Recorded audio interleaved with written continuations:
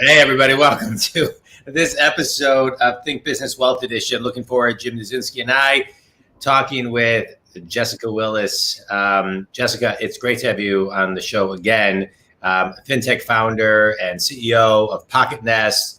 It's been probably, I think, a year since you were on the show. It was for sure before COVID. So catch up a lot about that. But, before we catch up about just you and your business and, how this last year has been, let's rewind and go backwards for a minute, because I think one of the things COVID did is it ignited a lot of internal passions for people to start a side business or even think about starting their own business and just really almost involving, their ability to want to just think about a plan B potentially. And so I want to rewind and just kind of, if you can share your backstory just as an entrepreneur in your journey on what got you to Pocketnest. Yeah, I think you're right. I think this has been it's been such an interesting year, and I have seen other people move to Plan B as well, and I think that is kind of a cool outcome from what's been just a maddening, strange year. My backstory is I've got 20 years. I should do the 20-ish years. Thank you. In wealth management. I'm a certified financial planner, certified private wealth advisor, a lot like Jim. We've probably managed a lot of the same types of portfolios. But I kept seeing a gap in the market where my peers, so the Gen X and millennials, were not able to get their personal finances in order. As Jim will attest to, as an industry, we typically try to serve more of the higher net worth, simply because financial planning is such a time-consuming thing to do. I think in our heart of hearts, we all want to help everybody, but that's hard to do without a way to scale. And so what I saw was that the world needed some technology to be able to serve more people and kind of move downstream. And so decided to create something to do that. That's great. When was that, Jessica? When was the vision born, and when did it start to take shape? Those are two totally different questions. So it was born in 2017, but it didn't really take shape until 18. We really we launched the product in 19, but I worked on it in 2018. 2017 was a lot of 5 a.m. to 9 a.m. until I had to go to my day job. Kind of the nights and weekends. Only I fall asleep at 8:30, so it was more mornings and weekends. What kept you going? What I'm hearing you talk about is resilience, tenacity, courage, faith, that you had this idea that you wanted to evolve, but it sounds like it was, stretching your time, and I think for every person who's in a place where they can't just quit their job and they need to say, okay, I'm going to have to make some sacrifices for the next 18 to 24 months, right? Family's important. This is important. But to build what I want to build takes sacrifice. So where does the resilience and the drive come from while also balancing the rest of your life? Yeah. That's probably a different answer for each person. For me, it got to be, this is something I can't not do. That I would say almost year of sort of trying to let this idea go away, because it felt overwhelming, right? To leave a stable and high paying career for not that, to start something new.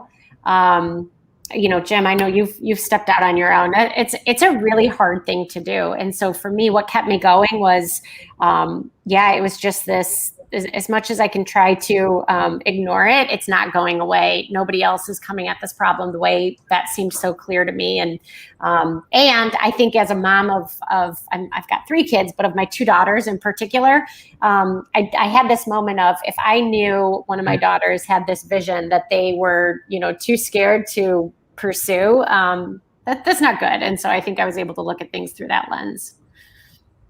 Yeah. That's fantastic. Congrats. Yesterday too is International Women's Day, and it's just awesome what you've done. And you founded, can you brag a little bit for us about some of your successes recently? Just give us a few snapshots of what's been happening. Thanks so much. Let's see, brag a little bit. So we've done 2 fundraisers, which is really sounds easy, really not easy thing to do.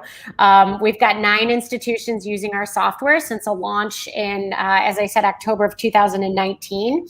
We have a small but really, really mighty full-time team of 4. What else? We've been in a couple different accelerators, including Generator, BMO Harris Women in FinTech.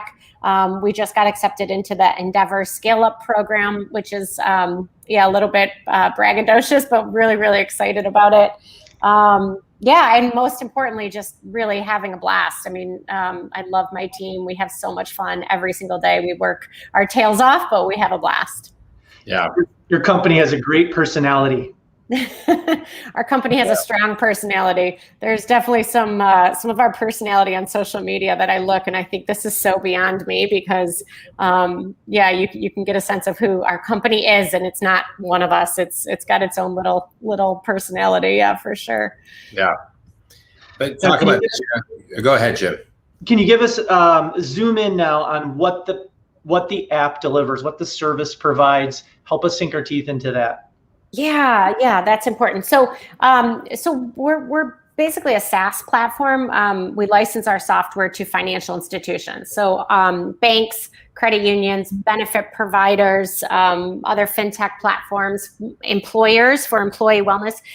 Any of those companies can license our software to deploy to their community this CFP Lite experience. And so the idea is if someone was sitting down with myself as an advisor, I could take you from 0 to 100% of financial planning. I think our software can take someone from 0 to maybe 60%, which is a hell of a lot better than, where most people are.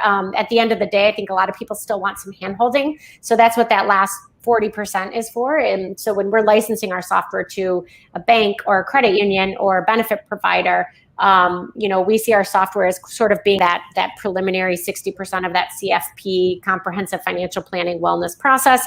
And then we sort of hand it over to our customer to take that end user, that end person through the final stages. So cool. One of the things you talk about, congratulations on all your success and what you're doing and who you're servicing and how many people you're helping. But I just want to go back to a comment you made that, just the 4 of you. In today's world, you can build a huge company with 4 people, with 3 people, with 2 people, with 1 person and a huge virtual team. And so it's no more, I think the days of like, hey, if you run a multi-million dollar company, you have to have 40 employees, 100 employees, et cetera, and a huge office. You don't need that today. And literally a year ago, it still was kind of uncomfortable for, I would say, a majority of not only business people, but people in general to, it was very foreign. What do you mean you don't have an office? You have somebody virtual working for you? Like that doesn't even make sense, right? Today, the world has changed so dramatically in the past year. Pre-COVID studies were showing that 35% of the jobs that exist in 2030 don't exist today. I'm a believer that COVID accelerated all of that, as well as the mindset, the way of working, 5-6 years.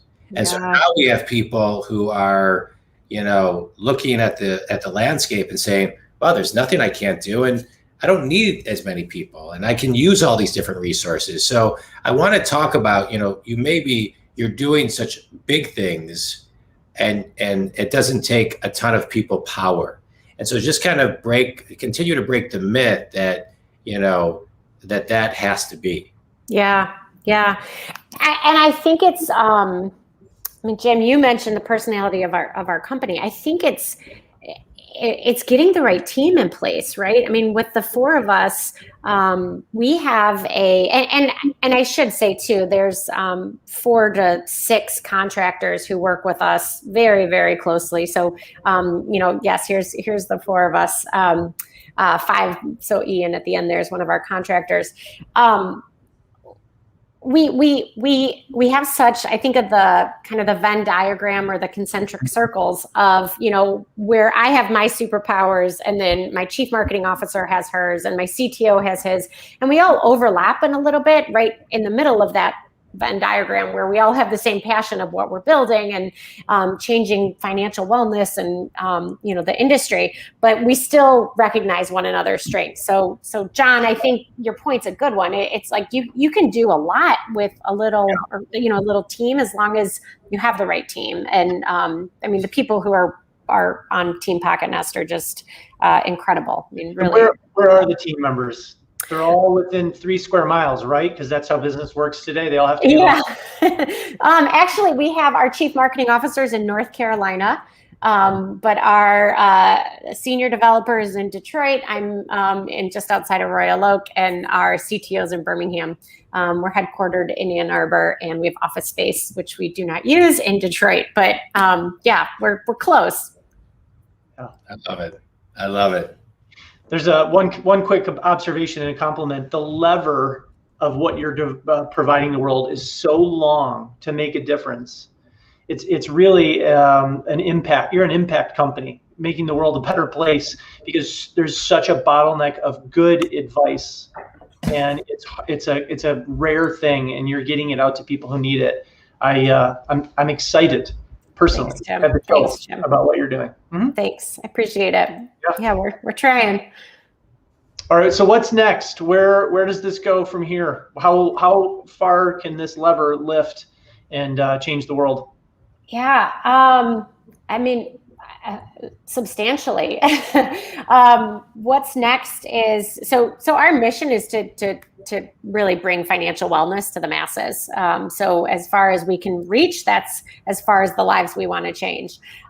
What's next is we're diving really deep right now into sales and product. So we did a fundraise, closed a bunch of capital at the end of last year, which has allowed us to basically to get the capital in to add to product.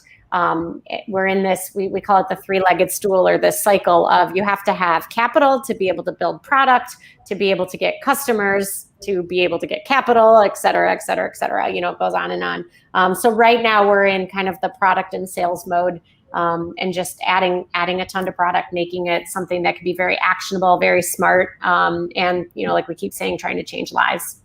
Yeah. Yeah. So when you say changing lives, like how are you changing lives?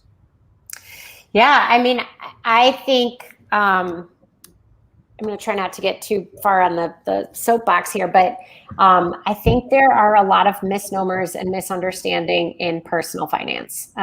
What I have seen is that many individuals think I fill in the blank. I have a budget, or I have a 401k, or, I watch my cash flow, or I have an IRA, or I have an Acorns account. People think if they're doing one of any of those things, they're doing personal finance. And as Jim and I will talk about, that's one piece of personal finance. For some reason, and I think I know why this is, but as an industry, we're just focused so deeply on the investment side, and then maybe the budget side too.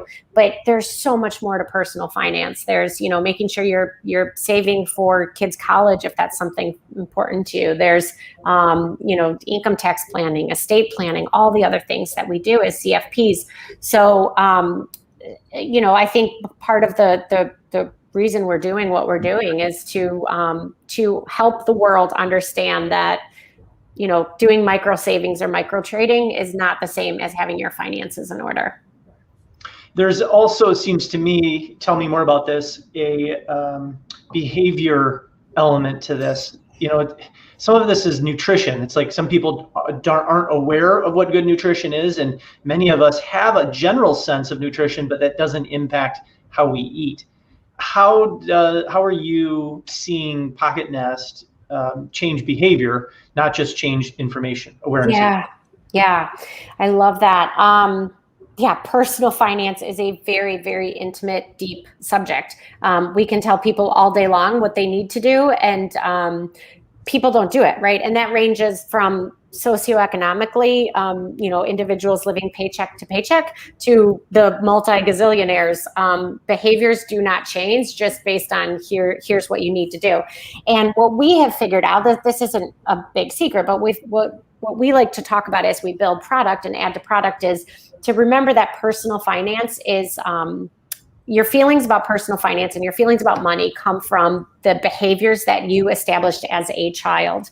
If mom and dad fought about money as a 2, 3, 4, 5-year-old, that impacts what your relationship with money is. So everything we're building in the app, first we understand a little bit about who an end user is from a behavioral science and psychology standpoint. We take them through a little bit of a assessment there to learn what makes them tick.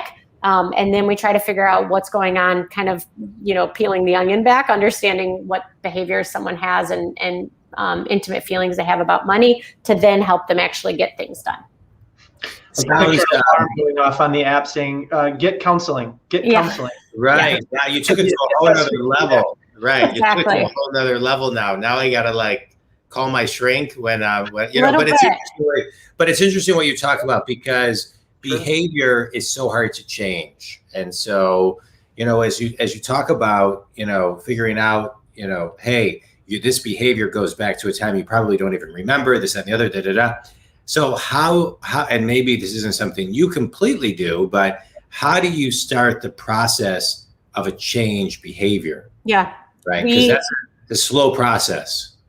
We do exactly what each of you are probably telling your clients. We encourage people to build good habits. Build habits and change your habits. We say we're building good habits in 3 minutes a week. So we want users using our app in just these little bite-sized 3 minutes a week. And so that's how we get them to change behavior. You establish, get rid of the bad habits, establish good habits, and those habits become behavioral tendencies and actions. So that's how we come at it. Yeah, shrinking the change, eating the elephant bite by bite. I've seen studies on why do people have messy garages, because no one has time for 3 days to set aside all the time needed to clean the entire garage. But if you could just spend 3 minutes a week, over the course of a year, you'd have it cleaned up. But finances are the same way. So overwhelming. Where do I start? Once I begin, So if you could shrink the change and make it incremental, that's really powerful. Yeah, exactly. Yeah, I love that. So who needs to be hearing this? You mentioned a bit who's, making use of the app, but who should somebody be forwarding this discussion to say, hey, your company, your business, your community needs to know about this, because you could change the lives of the members of that community or company by giving them the tools, the behavioral change catalyst to really make a multi-generational impact. Because you can change that money story for families and their kids and their kids' kids and so on. Who are people that need to hear this? Yeah, isn't that cool? So we've been selling most recently, our sales niche has been with really innovative credit unions and then benefit providers.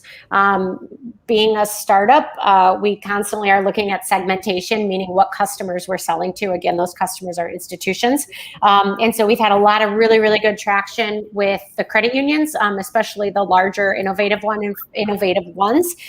In fact, we have a reselling agreement with one of the nation's largest credit union service organizations, and 3 of our clients are 3 of the nation's largest credit unions. So we're really, really happy to have them as partners with us.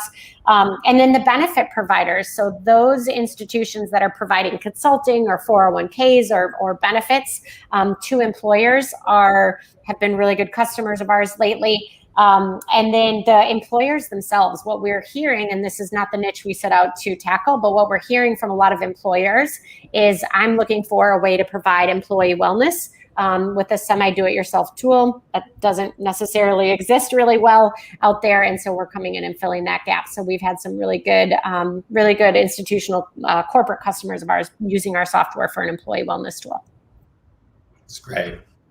I am not aware of any competition.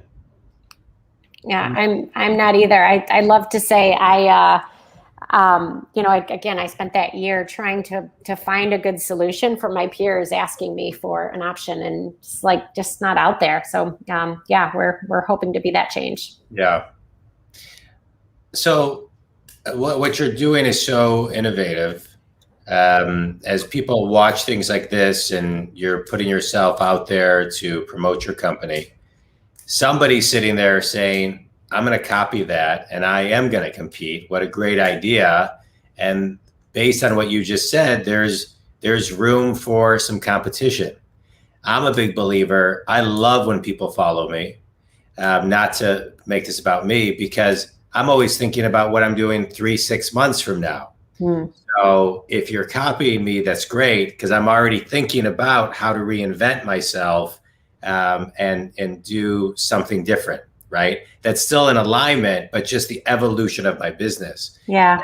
So when you're forward thinking, you, in my opinion, you still can never be complacent, because you have to always think that somebody's going to pop up. So how do you stay innovative and forecast as you evolve and continually reinvent the nuances of your business? Yeah. I mean, what's going on in my mind is one, competition, like bring it on, because I don't know why there is not a digital tool doing comprehensive financial planning. All of the fintech tools out there, I think most of them are brilliant. I mean, Acorn, Stash, Betterment, Wealthfront, they've all figured out their niche. Mint, they've figured out their niche. They're doing some brilliant things. They are not doing comprehensive financial planning. Right. And it takes really knowing the industry to understand that distinction, but they're not doing it. So validation would be great at this point. But the other thing is there's so much opportunity. So because we're selling to the benefit providers, which there are very few tech companies selling to benefit providers, and we're selling to the credit unions, and we're selling to the banks, and we're selling to employers for wellness, there's so much opportunity for distribution or channel partners. If Betterment were to create something like what we're doing, that's one company, and we still have 100,000 other companies in the U.S. to sell to. So that's sort of how our team looks at competition. Okay, I love it.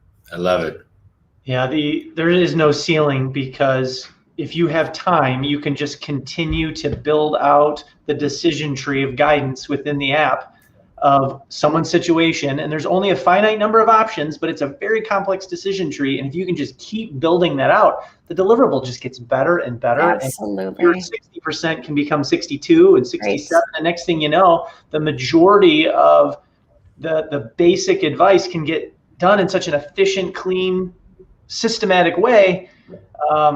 It needs to happen. Yeah. I'm just a big fan. You got to let us know how we can help with distribution to people.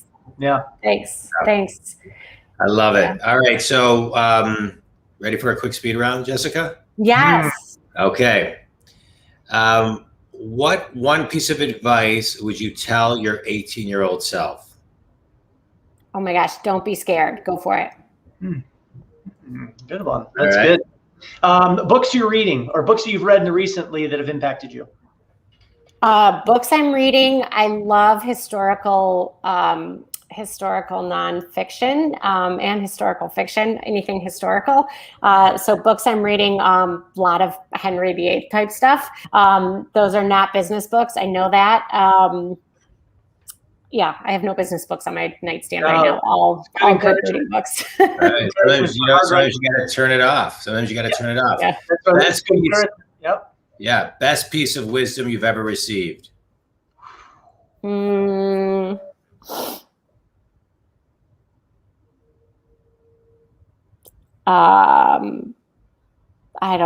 can't think of any wisdom I've received. I mean, I think I've got a lot of. I'm going to change the question. Okay. Best piece of wisdom you've ever given.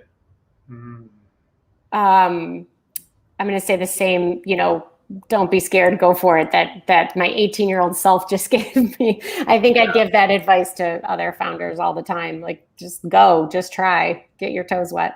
Well, 2018, you did it. Congratulations on all the success. Thanks, Jim. Yeah, you didn't. You weren't afraid, or you were, and you faced it, and that's bravery, and that's even better. Thanks. Yeah. Thanks. Hey, man, Jessica, I can't thank you enough for being on the show again. It's always a pleasure seeing you, and your business has grown a ton since I had you on the show a while back ago. So I love watching it grow. Will continue to love watching it grow.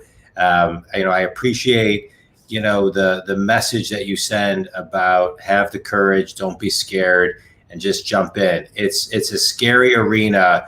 especially when the first 25% of the business takes 90% of the energy and the efforts and the exhaustion. And so many people, compare themselves or, want to be something overnight and go viral, but everything takes time.